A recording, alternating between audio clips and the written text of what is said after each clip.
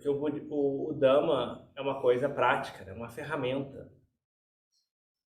Se a gente pega o Dhamma e sai para discutir com os outros, fica debatendo, fica conflito, fica discutindo, a gente está pegando o martelo e tá, sei lá o que a gente está fazendo com o martelo. O martelo foi até pregar prego.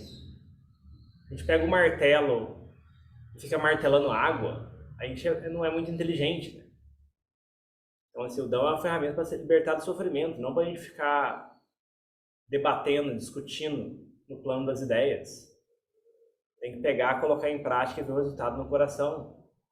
E aí a gente não vai ter dúvida, não vai ficar precisar argumentar com os outros. Se alguém falar que não é assim, a gente não vai dar bola, porque a gente sabe que é de forma diferente. E a gente vai ter certeza. Ao contrário, que a gente só ficar pensando e elucubrando nas ideias, não tem fim. Não tem fim. E as pessoas ficam procurando ser advogado dos sutras ou outras coisas, né? Então, assim, é uma coisa assim, tipo, em vez de pegar a ferramenta, pegar e testar e ver o resultado que tem no coração, não. Isso tem validade nos sutras ou não tem, tipo, tudo bem, tem coisas que é bom a gente ter noção do que foi ensinado pelo Buda, né? Mas também ter noção que essa tradição de 2.500 anos, né, tipo, deve ter alguma coisa boa para ela estar viva até hoje, né? Que esses mestres, esses praticantes dessa tradição viram alguma coisa, pelo menos, para poder ensinar dessa forma e trazer benefício até hoje. Então, humildade ajuda bastante no caminho, né? Então, se a gente tem humildade, isso facilita a gente a praticar, a pegar gradualmente mais coisas, né? No começo é difícil a gente pegar tudo, né? Porque é muita coisa, muita novidade, muitos termos, às vezes umas coisas são fora da nossa zona de conforto. Então a gente, talvez, alguns assuntos do budismo, né, não são muito confortáveis, né? Às vezes a pessoa tem dificuldade com a questão de renascimento, ou com a questão de karma, ou alguma outra coisa. Deixa isso essas peças do quebra-cabeça de lado, né? Foca no que você tem no centro, né? Vamos aprender a pacificar, vamos aprender essa mente a ter as qualidades necessárias para ter clareza e ver por conta própria. E aí dali as coisas fluem. Não precisa ficar pensando, não precisa ficar lendo demais. A gente quer achar o tesouro na floresta. Então a gente tem que, antes de sair andando no mato, a gente tem que pegar as ferramentas necessárias. E as ferramentas necessárias são pacificar a mente e aprender a desenvolver sabedoria. E o que eu vejo hoje em dia, muitas vezes, as pessoas andando no mato sem essas duas ferramentas. Elas saem para andar no mato sem essas duas ferramentas e só vão achar confusão, vão fazer bagunça, ou vão ficar doidas no Dharma. Porque sem essas duas ferramentas não tem como ir na direção certa. Não tem como.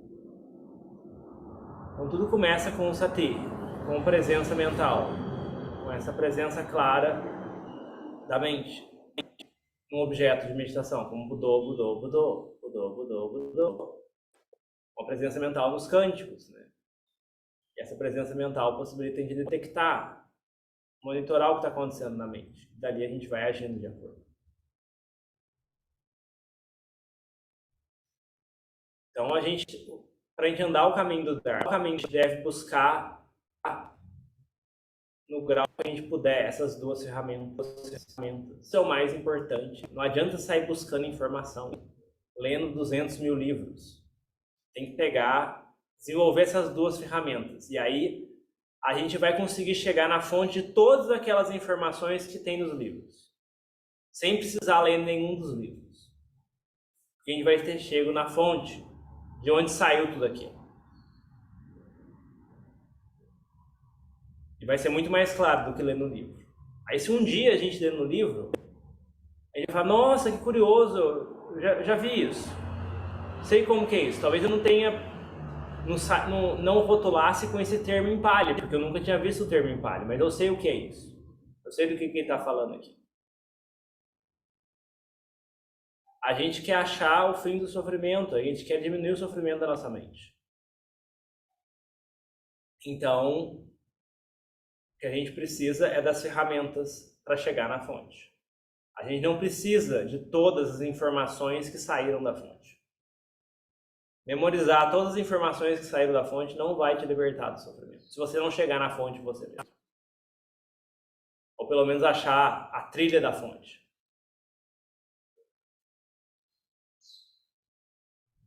Então, a gente tem que focar nisso. Isso é o mais importante. A prática não é complicada. A prática não precisa de muita informação. Se a gente coloca muita informação, é que a gente está entendendo alguma coisa errada. E assim, excesso de informação facilita o quê? Facilita a mente a não se pacificar. Se a mente não se pacificar, o que acontece? A gente não vai ter sabedoria. Vai ter só raciocínio, filosofação, proliferação mental. E a gente nunca vai chegar na fonte. E vai simplesmente ficar pensando sobre a fonte, mas nunca vai ver a fonte. E aí vai continuar tendo sofrimento no coração. Não vai saber capaz de resolver o sofrimento que acontece. Então, o mais importante como praticante, como pessoas interessadas no ensinamento do Buda, né, é a prática. Óbvio que se a gente estiver caindo para a esquerda e caindo para a direita, a gente precisa de instrução para sair desse buraco. Mas a gente tem que focar na prática. Não tem que ler muito livro, não precisa de muita informação para praticar.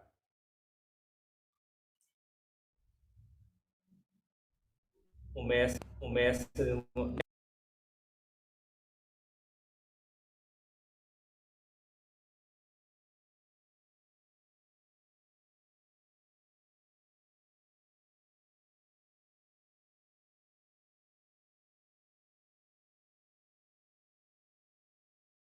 coisas, só que tipo, algumas outras são exemplos diferentes, alguma coisa assim, mas fica bem repetitivo depois de um tempo.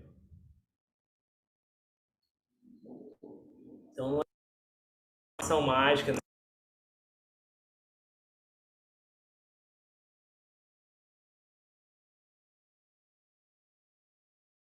são aqueles discípulos que ouviram o ensinamento e conseguiram se iluminar. Isso sim vai deixar a gente mais perto do Dharma. Não sei mais delongas, né? A gente pode fazer os cânticos com sati, com presença mental, focar e ver o efeito que tem na nossa mente. Você vê, a prática do Dharma é contra a corrente do mundo, a torrente do mundo. Você vê, não é muita gente que está interessada nisso, é pouca gente, bem pouca gente. Porque a torrente do mundo diz, a mente fala, eu quero, a gente vai lá e faz. A mente fala, eu não quero, eu não gosto, a gente vai lá e não faz e se afasta. Agora, a corrente do Dharma exige a gente ir contra isso. Então a mente fala, eu não quero fazer cântico, eu não gosto de cântico, cântico não é pra mim. Mas aí, tipo, o que a gente faz? A gente vai lá e faz o cântico, mesmo assim. Quer dizer, isso é a prática. Contra a torrente das impurezas da mente, que querem afastar ela do Dharma. Se a mente quer demais uma coisa, a gente abre mão. Se a mente não quer demais uma coisa, a gente vai lá e faz. Então a gente vai ensinando nossa mente dessa forma, vai ficando mais fluido. A prática vai fluindo. Mas tudo começa com esse abrir mão do tempo, abrir mão de outras coisas para vir praticar, para reunir, planejar, vir presencial ou no online que seja. Da forma como a gente puder, que for conveniente. A gente busca vir, dedica esse tempo para isso, né? Então,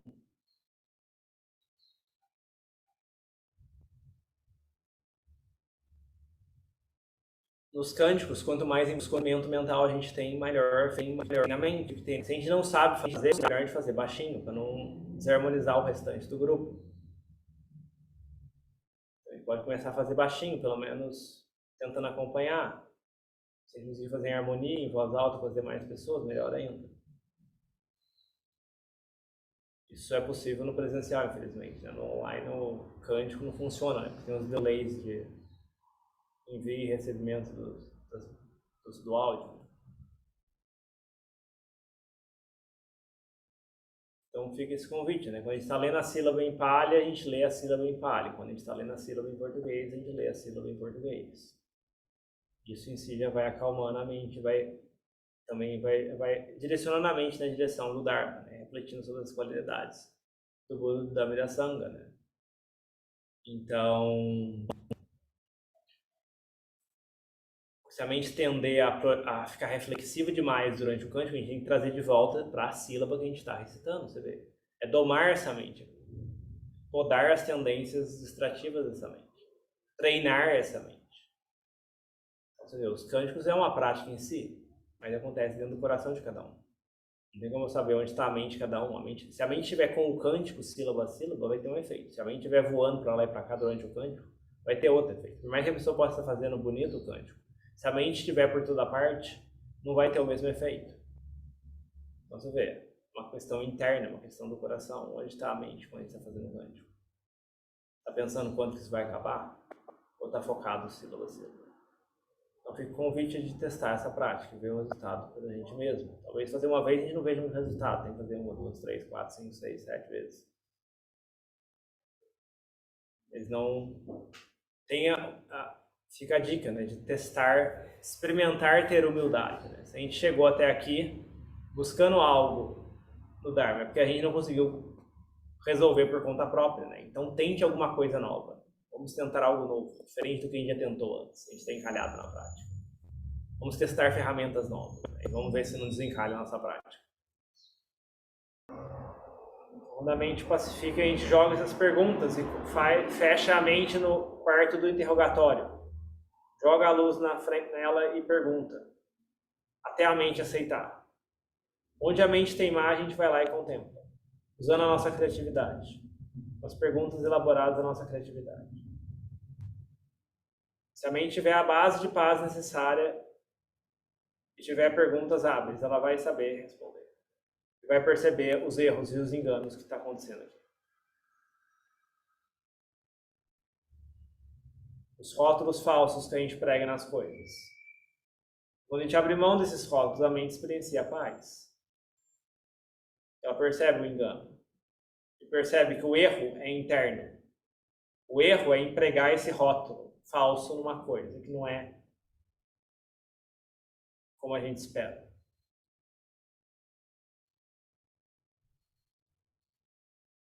A mente larga, a mente abre mão, a mente tem paz. Isso vale para tudo, mas tem que começar com esse corpo. Não é contemplar a impermanência do mundo, a impermanência da areia, a impermanência dos prédios, a impermanência dos carros e das paredes. Tem que contemplar esse corpo. E toda a historinha começa com esse corpo. E essa ideia de achar que a gente é esse corpo. Então, a gente tem que começar por aqui. Se a gente quer derrubar a árvore, a gente acerta no tronco, a gente não acerta nos galinhos, nem nas folhinhas. A gente tem que acertar o tronco. E o Buda falou que o tronco é apego ao corpo. Identificação com esse corpo. Então, essa ideia de identidade ao redor desse corpo tem que ser questionada. E esse é o caminho da investigação.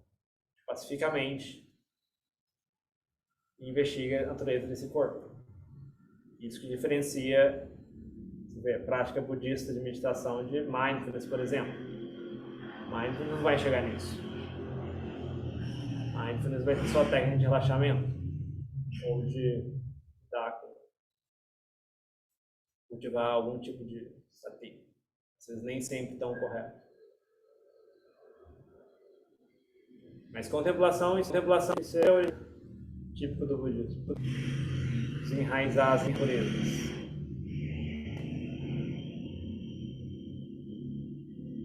Nenhum lugar de mindfulness vai falar que você não é o seu corpo. As pessoas são muito apegadas a essa ideia. Elas não querem largar disso. Apesar de muito do sofrimento delas vir disso. A gente tem que pegar e testar, e focar nisso. Você vê, é uma questão de prática, não é questão de ficar lendo um livro. Ah não, o corpo não é eu, então o corpo não é eu, porque isso não ajuda. Quer dizer, tem que ter a mente pacífica primeiro e a gente joga as perguntas. E a mente responde. E a mente vê por conta própria em algum momento. Ou começa a ver por conta própria, em algum grau. Se tiver 10% de paz, vai ver com 10% de clareza. Se tiver 20% de paz, vai ter 20% de clareza nesse assunto. E aí a gente vai tendo certeza, e não precisa nem abrir o livro, não precisa saber em qual página, em qual sutta que estava isso. A gente está vendo o que o Buda ensinou pela gente mesmo. Então, não precisa de livro, não precisa de referência. Se alguém pedir a referência, talvez a gente não saiba apontar, mas se der uma pesquisada, a gente consegue achar algum sutta que fale sobre isso. E o sutta saiu da mesma fonte. O sutta saiu da mesma fonte. Isso é uma frase importante. Né? O sutta saiu da mesma fonte. Né? O Buda percorreu esse mesmo caminho e viu por ele mesmo. E é dali que saiu o sutta. Se a gente pratica e coloca as condições necessárias, a gente chega na fonte do sutta. E aí não precisa saber o sutta. A gente vai ter a fonte na nossa frente. Isso é o mais importante. Os suttas tem um certo limite, né? Tem algumas coisas que às vezes não foram incluídas lá. Mas não é que não está incluído lá que é contrário ao ensinamento do Buda. Da mesma forma como, tipo,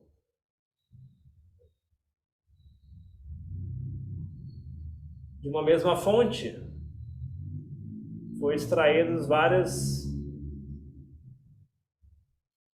amostras de água, né? Em diferentes períodos.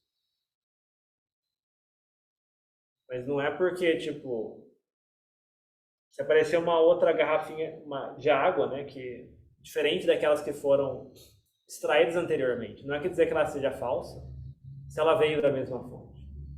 Talvez ela tenha características diferentes. Elas mudaram ao longo do tempo. Você viu, o Dhamma é uma coisa viva, o Dhamma está aqui agora. A questão de praticar corretamente, colocar as causas e condições. E aí a gente vai ser capaz de verificar por conta própria. Não vai ficar precisando de depender, carregar um livro pesado embaixo do braço.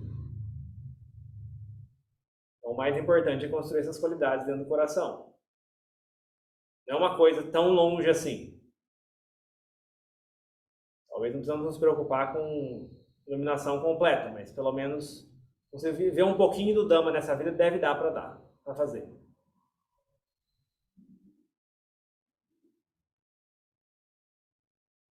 Isso já vai ajudar bastante a gente a lidar com nossos problemas e viver a nossa vida de forma mais harmoniosa com a natureza do mundo, sem brigar tanto com a bagunça do mundo, sem esperar demais do mundo. Então fica o convite de pegar, testar e verificar. Pegar, testar e verificar. Isso é o mais importante. Você vê, essas instruções são suficientes. A pessoa ir muito longe, não precisa de curso de 1 ano, curso de 3 meses sobre o budismo. Se a pessoa praticar isso, ela vai conseguir pelo menos ter alguma base na experiência dela. E vai começar a desenvolver sabedoria. Sabedoria e memorização são coisas completamente distintas. Muita gente acaba achando que ler sutta vai levar à sabedoria. Não. Isso é memorização, isso é informação, isso é memória. Sabedoria é o que surge quando a mente está pacífica. Né? A gente contempla o corpo quando a mente está pacífica. Aí sim é sabedoria. Uma coisa completamente diferente de memorizar e estudar na escola. Então não confunda isso. Não perca tempo investindo tempo no lugar errado. Ler sobre a biografia dos mestres ajuda a inspirar. O resto é prática. Não precisa de muita informação. Não é questão de informação que vai iluminar ninguém. A gente tem que construir essas duas qualidades no coração. E aí as coisas vão encaminhando por conta própria. Isso é o mais importante para a gente ter resultado, para ter uma prática que tem resultado. Que não é só uma discussão teórica sobre, não, eu acho que o Buda não ensinou isso, eu acho que o Buda ensinou aquilo. Ficar perdido em discussões filosóficas sobre budismo não leva a lugar nenhum.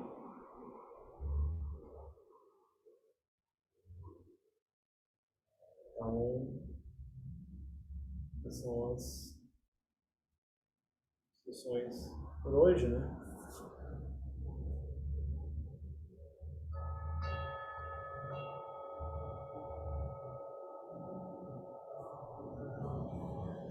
Se alguém quiser fazer alguma pergunta, Pergunta, compartilhamento, dúvida.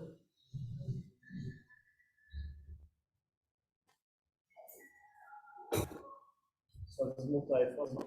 Vou falar.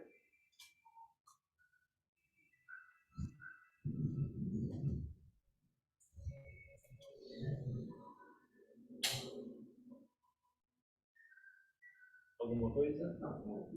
O microfone pega? Sim, ele pega tudo. Agora essa chinchila, como diria o essa chinchila peluda aqui, ela pega tudo agora. Que bom. Sobre o que foi hoje, foi conversado hoje, né, sobre essa experiência direta, assim, né, existe lá nos cânticos a parte da Sangha que fala que os discípulos do Buda praticaram de forma direta, acho que é o Jupatipamona. Só para entender mesmo o cântico, assim, essa frase vai em encontro disso, assim, significa isso, que eles praticaram sem tanta filosofia, sem tanta raciocínio mental, mas de forma direta e prática, assim, faz referência a isso?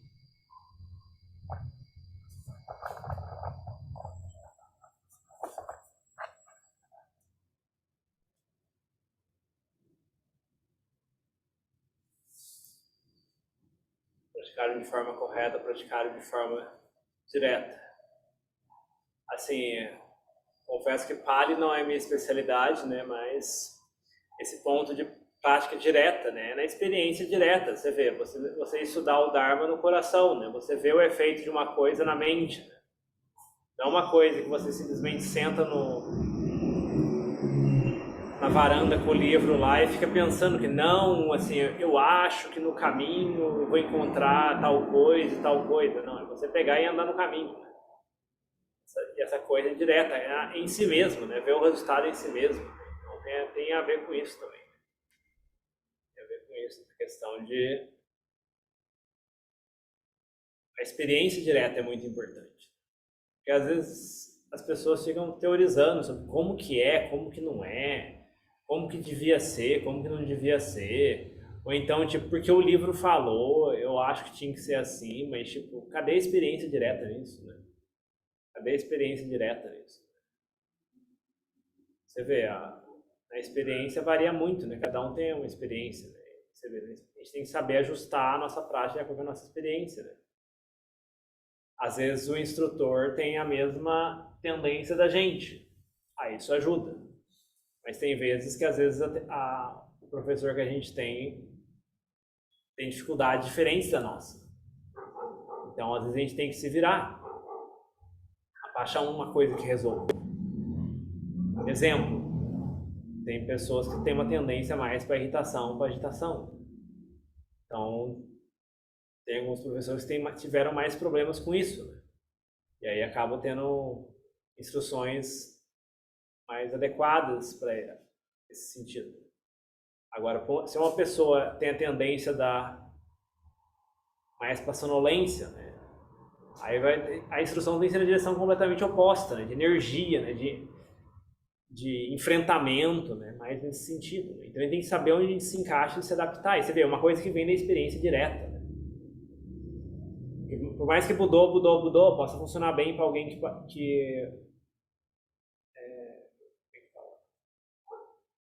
num certo momento, se a mente estiver muito quente, Budô muito rápido, pode agitar a mente. Né? Então a gente tem que ter essa sensibilidade interna, né? Tipo, não, tá agitando muito a minha mente fazer Budô, vou fazer um pouco de metá antes. Né?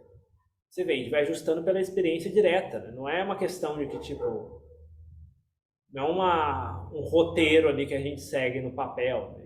Por mais que tenha alguns roteiros nos ensinamentos do Buda, né? Tipo, não dá pra seguir roteirinho. Né? Assim, pelo menos na tradição do Janchano, eles não ensinam na Panasati daquele jeito, das 4 tétrades lá, de 4. Aí primeiro você contempla isso, depois você contempla aquilo. Tipo, é uma agenda muito fixa, né? Tipo, assim, a mente não segue isso. A mente não tá nem aí pra isso, né? A mente, você tá olhando a respiração, daqui a pouco você tá com sono, daqui a pouco você tá com raiva, daqui a pouco você tá agitado, né? Tipo, você tem que ajustar de acordo, né? Não tem um caderninho ali que você segue, né? Tipo, é dinâmico, né? Então a prática tem que ser uma experiência direta, né? Não é uma coisa, você pensa a respeito do Dharma e você se ilumina, né? Você tem que ser capaz de ver na sua experiência direta do assunto. Então tem a ver com isso, né? Aqueles que viram Nibbana, despertos por seguirem as pegadas daquele que criou a boa cena, que viu Nibbana, né? Então, assim, viu o resultado, viu o fim do sofrimento num certo grau, pelo menos. Né? Se a pessoa viu, como é que ela vai ter dúvida disso? Agora, se a pessoa pensa a respeito, ela vai ter dúvida, né? Tipo, quando você pensar como que é Nova York, a pessoa pode pensar um tanto de coisa como que é Nova York. Quando ela não chegar no aeroporto e sair na rua, ela não vai saber o que é Nova York. Ela vai ter um tanto de ideia sobre o que é Nova York, mas quando ela não chegar e tiver a experiência direta do que é Nova York, ela não vai saber de verdade o que é Nova York. E não vai ter confiança total. Ah, não, isso aqui é Nova York. Agora eu entendi o que é Nova York. Então, a prática tem esse aspecto. Né? Não adianta ficar pensando sobre como é a Tailândia, como que é tal lugar. A gente tem que pegar e ir para lá, lidar com o que aconteceu no caminho. Então, é isso, né? Esse sentido de prática direta, né? Experiência direta. Isso não tem receita, não tem nenhum sutta que vai dar essa receita direta, né? Porque você vê, a prática é dinâmica, né? A prática tem que ajustar, né? Exemplo, né?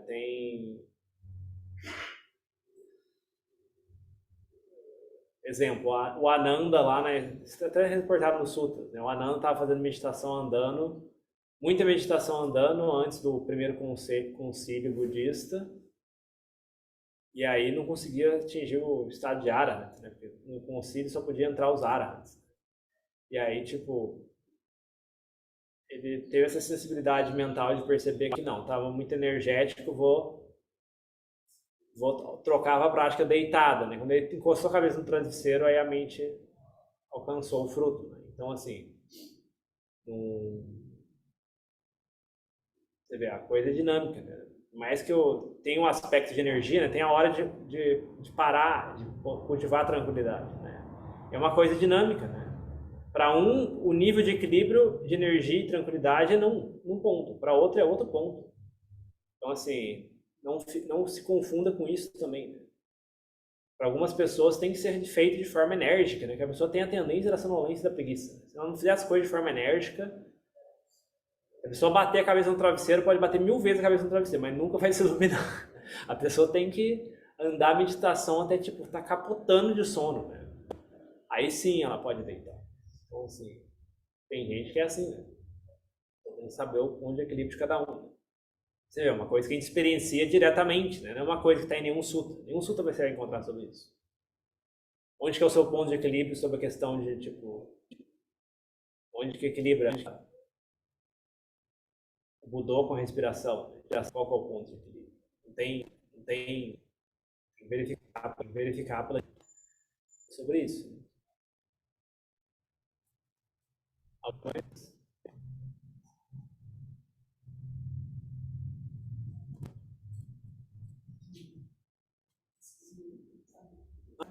Mas alguém pode abrir a porta para não, fique à vontade. Fique à vontade para falar. À vontade, porque, tipo, às vezes a discussão fica mais. Sem problema. Sim. Então já vamos encerrando. Eu acho que ninguém tem mais. Oi?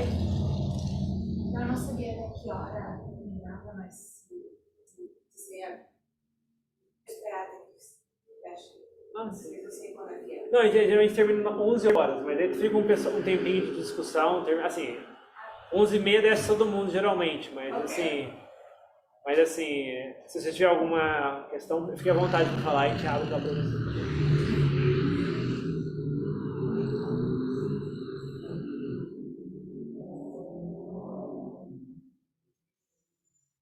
Como que foi para você? Foi ótimo, sim. Diferente. Diferente? Em que aspecto diferente? As tonalidades, assim. Porque eles dizer uma coisa, depois dizer em português, que para mim é novo. Eles fazem só em inglês? Fazem só em Pali? Só em Pali. Ah. E tipo, Eu gostei muito de fazer o primeiro párrafo várias vezes, eu não sabia quando a gente ia mudar para o segundo, eu ficava... Mas assim... Com o tempo você pega o jeito, assim. Eu geralmente faço só alterno no último, ou então às vezes a gente faz os três em várias rodadas, né? Então assim, é bem flexível, né? É uma ferramenta, né? Então a gente pode usar de diferentes formas. Eu gostei muito de fazer o tipo isso que nem um mantra, né? Sim. Foi muito bom, obrigada. Nada. Convite aí, né? E essa questão de o idioma foi um problema, porque às vezes eu falo rápido em português, eu não sei se você consegue acompanhar eu falando, né? Você sim, vamos acostumar. Mas você é americana ou você era daqui? Americana, mas morei no Brasil quando era criança. Ah, sim, então por isso você tem uma base de português. Você há 3 dias no Brasil tá falando esse nível de português, mas isso não é normal. Não é possível, não. Morei 6 anos, de 5 a... Ah, sim. Seja bem-vinda de volta. Obrigada. Muito bonito hoje. Então é isso. Então, vamos encerrando. Aí tem a prática da tarde, porque quem vai ficar pra tarde? É o Vitor só? Alguém mais? Você também? É todo domingo a prática? Só um domingo? Alguns domingos tem essa parte da tarde. Esse domingo em particular tem, aí o próximo acho que só no outro mês que vai ter. Tá bom, no mês que vem. Sim. A gente avisa pelo grupo do WhatsApp, né? Se quiser a gente te inclui. Obrigada, senhor. E aí, tipo, aí tem essa oportunidade de fazer a prática da tarde. Então é isso, sem mais delongas, né? E assim,